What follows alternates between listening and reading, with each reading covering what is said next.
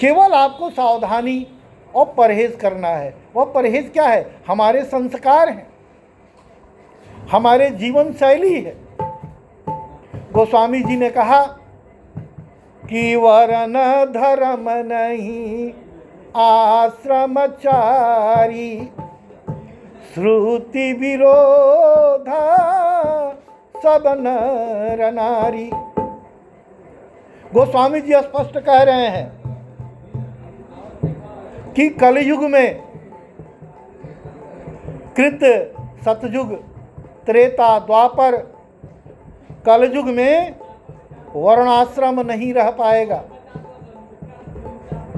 हमारी जो आश्रम की व्यवस्था है वह बिल्कुल बिखर जाएगी। दुनिया के सभी पुरुष और नारी श्रुति, संत, सिद्धांत विरोधी हो जाएंगे। जब आप श्रुति, संत, आचार्यों और सिद्धांत के विरोधी हो जाओगे तो स्वाभाविक है कि आप दुखी हो जाओगे, आप काल के ग्रास में चले जाओगे। अगर आग में आप हाथ डालोगे तो स्वाभाविक है कि जलना है। अगर गहरे जल में आप सावधानी से स्नान नहीं कर रहे हो तो तुम्हें तो डूब जाना है, तुम्हें मर जाना है। उसी तरह से अपरोक्ष रूप से, अदृश्य रूप से जो हमारी सिद्धांत हैं धर्मशास्त्रों की, सामाजिक शास्त्रों की, अगर उसका आप निर्वहन नहीं कर रहे हो तो दुख तो बिल्कुल आपके करीब है। सुख और दुख दोनों संयुक्त हैं, कहीं दूर नहीं है। आप पाप और पुण्य की बात करते हो, आप झूठ और सच की बात करते हो, आप हाँ और न की बात करते हो। आप जैसे ही झूठे होते हो सत्य तुमसे दूर चला जाता है, और जैसे ही तुम सत्य के समीप होते हो तो झूठ चला जाता है।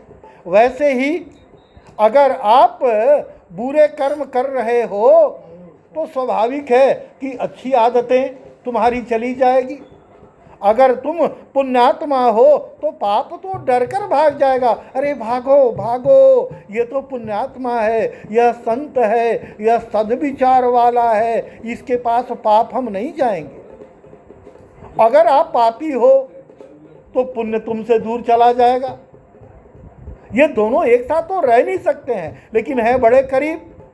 जब तक आप इंसान हो तब तो भगवान के शरण में हो, और जैसे ही आप शैतान हो जाते हो तो फिर इंसानियत चली जाती है, और तुम्हारे अंदर बैठे हुए परमात्मा भी माया में, परमात्मा के माया से तुम बंध जाते हो और तुम्हारी विनाश निश्चित हो जाती है। वर्ण धर्म नहीं आश्रमचारी।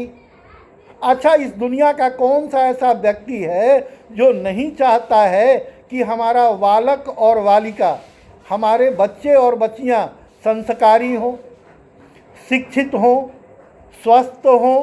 यह सभी चाहते हैं। लेकिन आप चाहते हो कि यह जो मैंने पेड़ लगाया है यह सुंदर हो, बड़ा हो, विशाल हो, फलदार हो, अच्छी फसलें हो।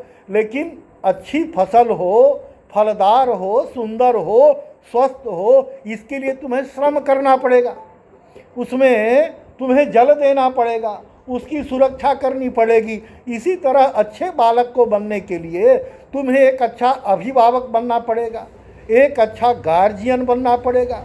ग्रेविटी शब्द से गार्जियन शब्द की उत्पत्ति होती है। अगर तुम गार्जियन हो तो तुम्हें अपने बच्चों को गाइड करना होगा, और गाइड करने की जो अवस्था है वह बाल अवस्था है, गर्भावस्था है।